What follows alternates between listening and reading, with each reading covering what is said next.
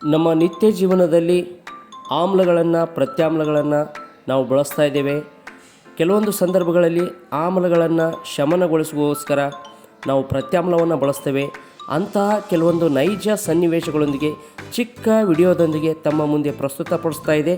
ದಯಮಾಡಿ ತಾವು 1 ನಿಮಿಷಗಳ ಕಾಲ ಇದನ್ನು ವೀಕ್ಷಿಸಬೇಕಾಗಿ ವಿನಂತಿ. ಅಬ್ಬಾ, ಎಷ್ಟು ಚೆನ್ನಾಗಿದೆ ಈ ಚಿಟ್ಟೆ. ಅಮ್ಮ, ತುಂಬಾ ಉರಿತಾ ಇದೆ. ತಗೋ, ಈ ಅಡ್ಗೆ ಸೋಡಾ ಹಚ್ಚು, ಕಡಿಮೆ ಆಗುತ್ತೆ.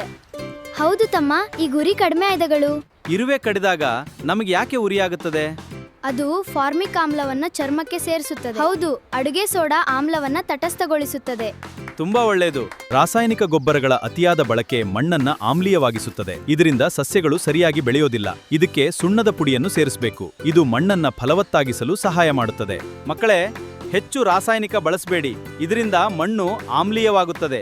ಇದಕ್ಕೆ ಸುಣ್ಣ ಅಥವಾ ಸಾವಯವ ಗೊಬ್ಬರ ಹಾಕಿ, ಆಗ ನಮ್ಮ ಭೂಮಿ ಫಲವತ್ತಾಗುತ್ತದೆ.